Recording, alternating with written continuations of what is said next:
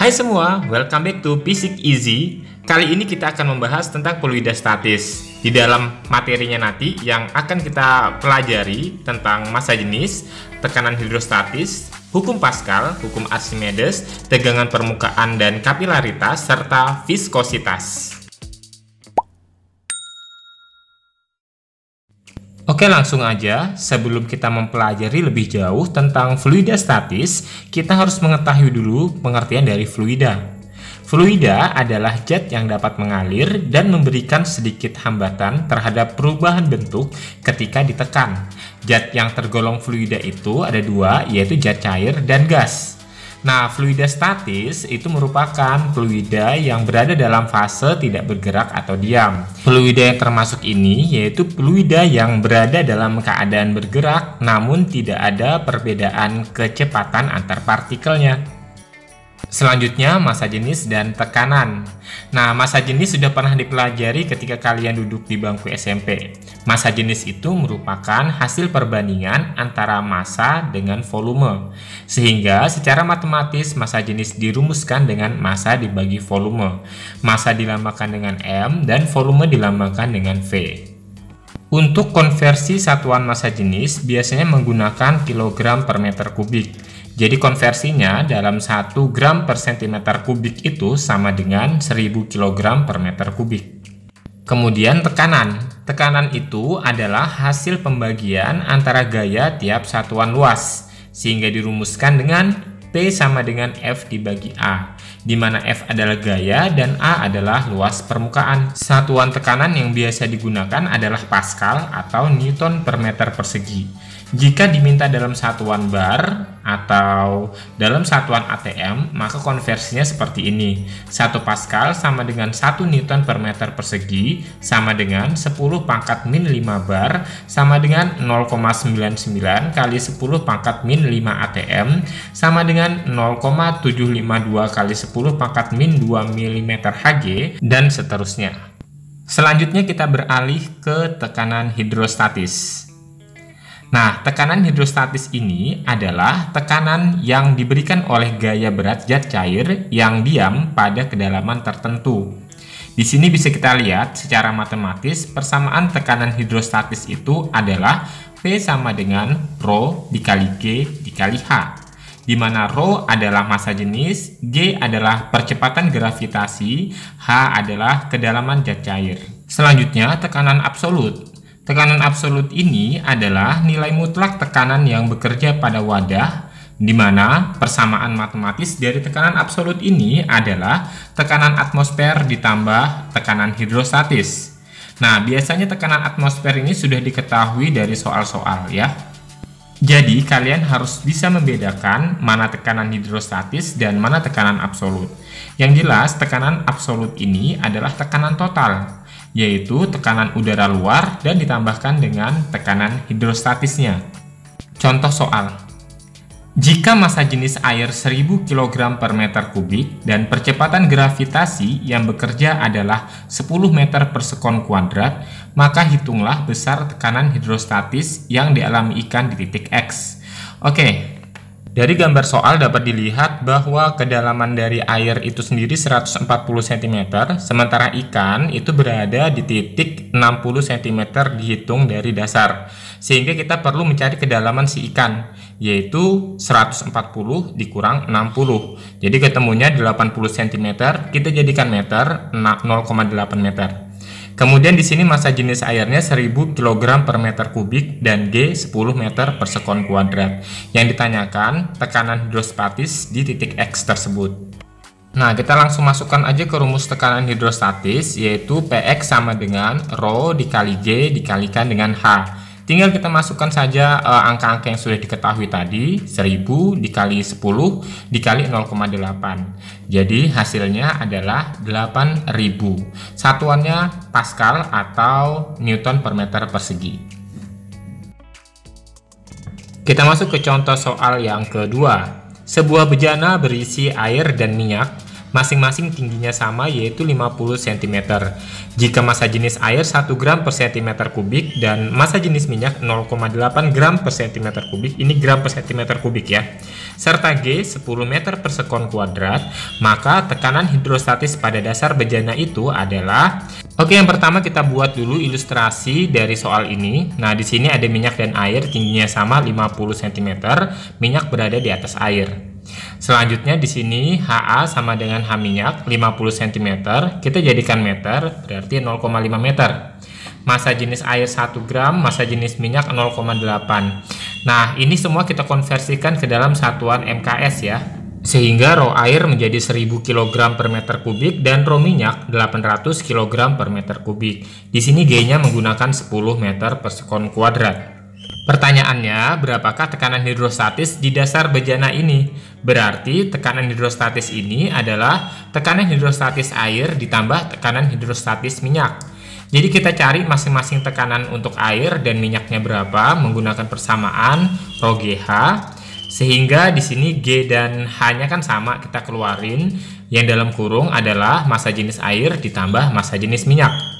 Nah, hasil penjumlahannya, massa jenis airnya itu 1000 dan minyak 800, berarti 1800 dikali 10 dikali 0,5 meter.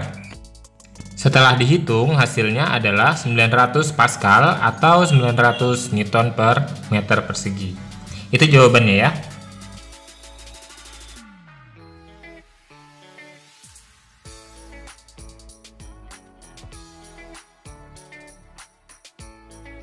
Hukum Pascal. Hukum Pascal diciptakan oleh ilmuwan fisika asal Perancis yang bernama Blaise Pascal. Berbunyi, tekanan yang diberikan pada zat cair dalam ruang tertutup akan diteruskan ke segala arah dengan sama besar. Ilustrasinya seperti gambar berikut. Di sini, ketika gaya diberikan pada penampang kecil, maka gaya ini akan diteruskan oleh fluida yang ada di penampang kecil ke penampang besar, sehingga akan menghasilkan gaya F2. Nah, beberapa rumus yang terkait dengan hukum Pascal, karena tadi bunyinya adalah tekanan di penampang 1 sama dengan tekanan di penampang 2, jadi F1 per A1 sama dengan F2 per A2. Di mana F1 adalah besar gaya di penampang 1, F2 besar gaya di penampang 2, A1 luas penampang 1, dan A2 luas penampang 2. Beberapa contoh penerapan hukum Pascal dalam alat-alat yang kita sering gunakan dalam kehidupan sehari-hari. Yang pertama adalah rem hidrolik yang biasa digunakan pada mobil.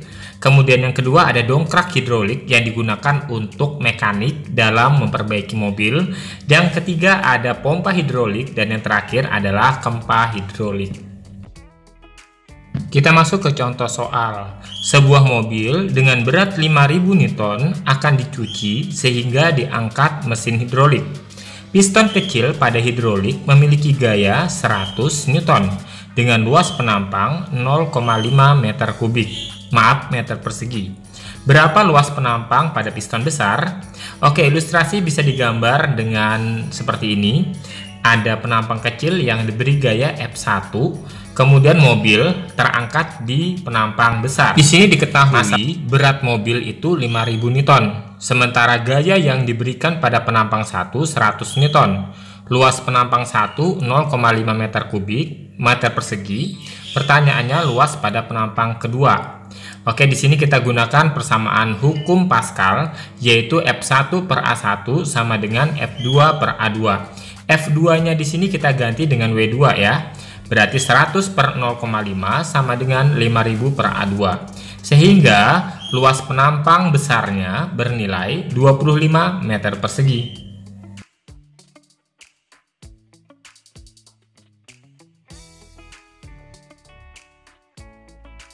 Contoh soal yang kedua. Penghisap masukan dari sebuah mesin pengepres hidrolik memiliki diameter 20 mm dan penghisap keluaran memiliki diameter 10 cm. Jika sebuah gaya masukan 10 Newton diberikan, tentukan gaya keluaran yang dihasilkan.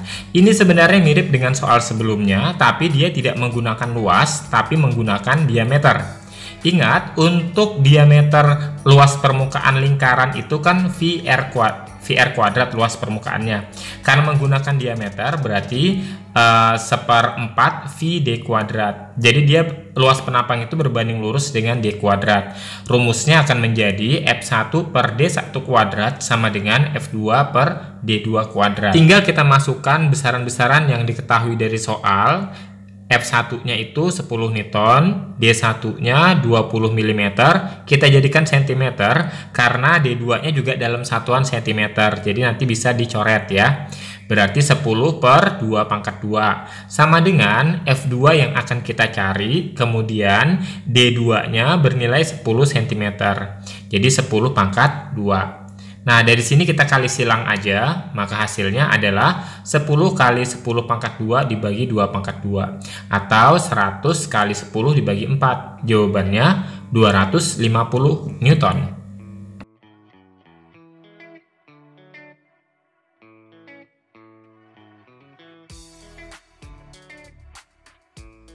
Next, hukum Archimedes. Nah, dari hukum Archimedes ini coba kita lihat dulu pertanyaan berikut. Mengapa sih kapal selam maupun kapal laut yang terbuat dari baja tidak tenggelam? Padahal massa jenis baja jauh lebih besar dari massa jenis air laut. Nah, kita akan membahas lebih tuntas mengenai pertanyaan ini dalam hukum Archimedes. Perlu diingat bahwa berat benda akan berkurang ketika dimasukkan ke dalam air.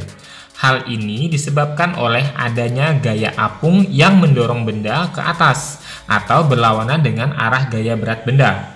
Jadi, berat benda di udara itu sebenarnya jauh lebih besar dibandingkan berat benda ketika berada dalam air. Konsep inilah yang selanjutnya digunakan Archimedes untuk membuktikan mahkota Raja Hieron II apakah benar-benar terbuat dari emas murni atau campuran dengan bahan yang lain.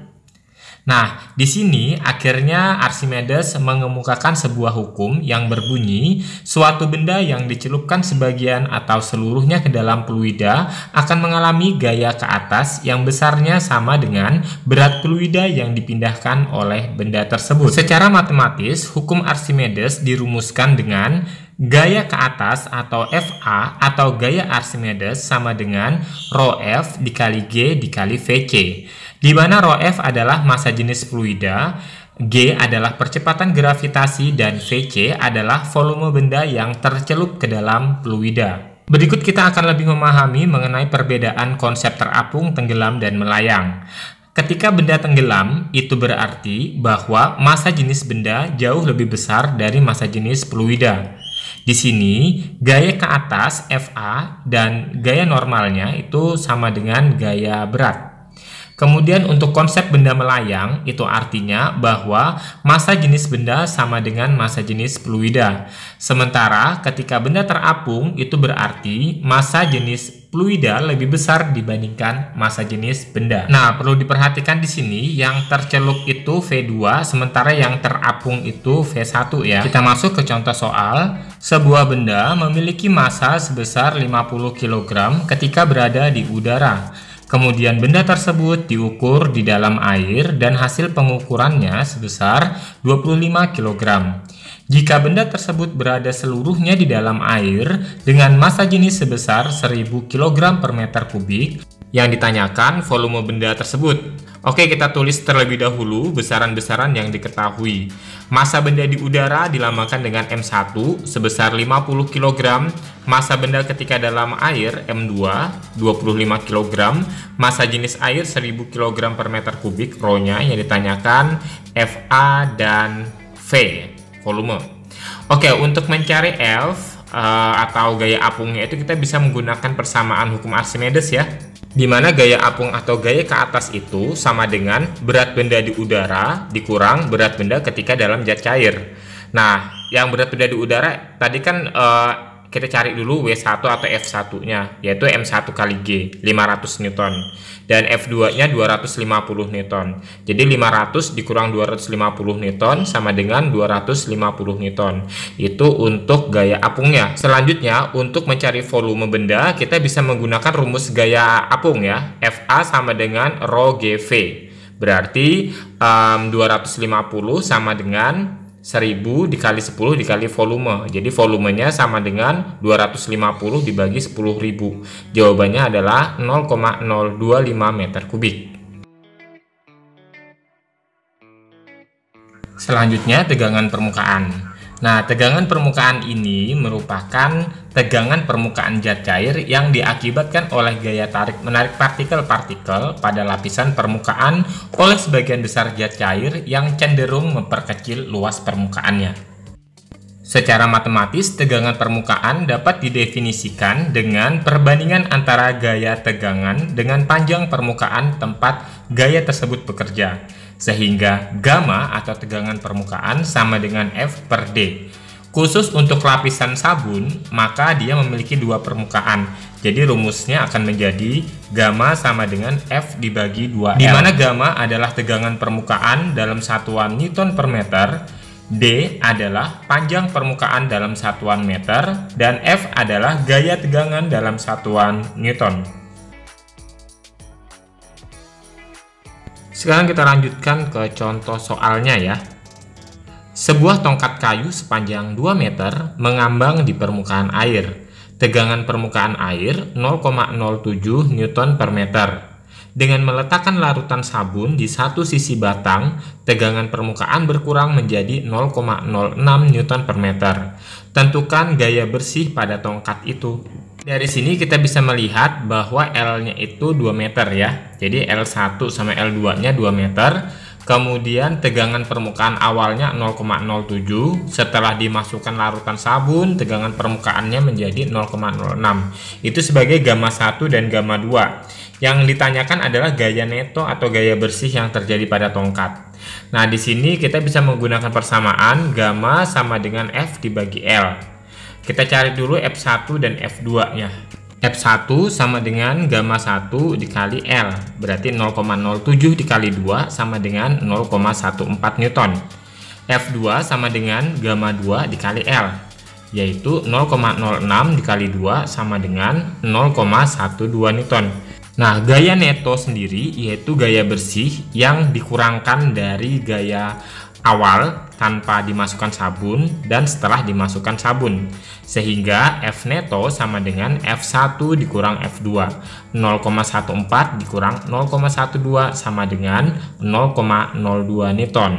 Jadi gaya neto nilainya 0,02 Newton. Itu jawabannya ya.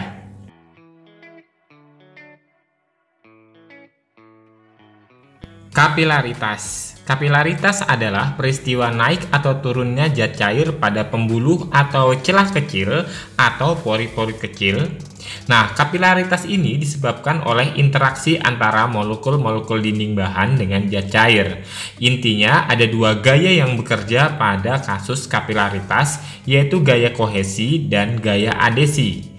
Gaya kohesi adalah gaya tarik-menarik antara partikel-partikel yang sejenis, sementara gaya adesi adalah gaya tarik-menarik antar partikel yang sejenis.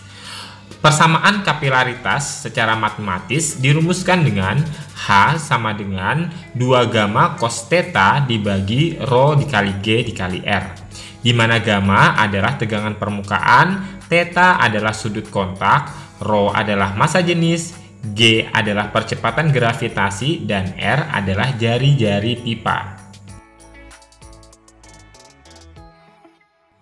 Selanjutnya kita masuk ke viskositas. Viskositas merupakan tingkat ketahanan suatu fluida terhadap tegangan yang diterimanya akibat adanya gaya gesekan molekul penyusun fluida. Dengan kata lain, viskositas ini disebut juga sebagai tingkat kekentalan pada fluida. Misalnya, antara air, olive oil, dan madu yang paling kental yang mana? Di sini terlihat bahwa honey atau madu memiliki tingkat kekentalan yang tinggi dibandingkan olive oil dan air. Hal ini dikarenakan gaya gesekan yang terjadi pada partikel-partikel madu itu lebih besar dibandingkan olive oil dan air.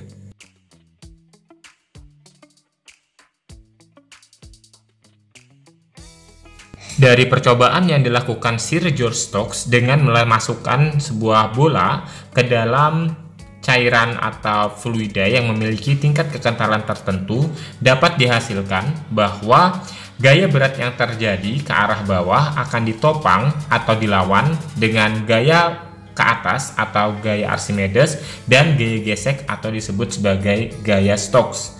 Di sini kalau kita menggunakan kebersamaan hukum kedua Newton, sigma F sama dengan M kali A, maka W dikurang FA dikurang FF itu sama dengan M dikali A, di mana W adalah gaya berat benda yaitu M kali G, sementara FA adalah gaya Archimedes yaitu rho fluida dikali G dikali volume benda dikurangkan dengan gaya Stokes sama dengan M kali A. Sehingga dari sini dapat dihasilkan gaya Stokes sama dengan 6 VR dikali eta dikali V, di mana eta di sini adalah viskositas atau ukuran kekentalan fluida. Nah, di situ ada keterangannya bahwa gaya Stokes ini nilainya setara dengan tingkat kekentalan benda dikalikan dengan kecepatannya. Untuk mencari kecepatan terminal atau kecepatan konstan yang dialami benda ketika berada dalam suatu fluida yang memiliki tingkat kekentalan tertentu dapat dirumuskan dengan Vt sama dengan 2G R pangkat 2 dibagi 9 eta dikali rho benda dikurang rho fluida. Vt adalah kecepatan terminal atau kecepatan relatif terhadap fluida dalam satuan meter per sekon. R adalah jari-jari kapiler atau jari-jari pipanya dalam satuan meter. Eta adalah koefisien viskositas dalam satuan Pascal sekon. Rho F adalah massa jenis fluida. Rho B adalah massa jenis benda. Sekarang kita masuk ke contoh soal. Sebuah logam berbentuk bola berjari-jari 0,8 cm bergerak vertikal ke bawah dengan kelajuan tetap sebesar 0,5 cm per sekon. Jika massa jenis fluida 700 kg per meter kubik dan massa jenis bola 1,4 kali 10 pangkat 3 kg per meter kubik dan percepatan gravitasi bumi 10 meter per sekon kuadrat, maka tentukan koefisien viskositas fluida tersebut. Oke, seperti biasa kita tulis dulu besaran-besaran yang diketahuinya. Di sini ada jari-jari 0,8 cm, kita ubah ke meter menjadi 8 kali 10 pangkat min 3 meter. Kita lanjutkan dengan Vt atau kecepatan terminal 0,5 cm per sekon, kita ubah ke meter per sekon, berarti dibagi 100 ya. 5 kali 10 pangkat min 3 meter per sekon. Kemudian rho F atau massa jenis fluidanya 700 kg per meter kubik dan massa jenis bendanya 1,4 kali 10 pangkat 3 km per meter kubik. G-nya 10. Yang ditanyakan adalah koefisien viskositas atau eta. Di sini kita bisa menggunakan persamaan kecepatan terminal yaitu Vt sama dengan 2R kuadrat G dikali rho B dikurang rho F dibagi 9 eta. Karena kita mencari eta, berarti eta sama dengan 2R kuadrat G dikali rho B dikurang rho F dibagi 9 Vt. Eta sama Vt-nya tinggal ditukar tempat aja ya. Kita masukkan aja angka-angkanya. 2 dikali 8 kali 10 pangkat min 3 dipangkatkan 2 dikali 10 dikali dalam kurung 1400 dikurang 700 dibagi 9 dikali 5 kali 10 pangkat min 3. Nah, ini setelah dihitung-hitung hasilnya yaitu 0,896 dibagi 0,045. Jawabannya yaitu 19,9 Pascal sekon. Jadi jawabannya B ya. Sampai di sini video pembelajaran tentang fluida statis ini. Semoga video ini bermanfaat dan selalu belajar, terus berusaha. Sampai jumpa di video berikutnya. Bye.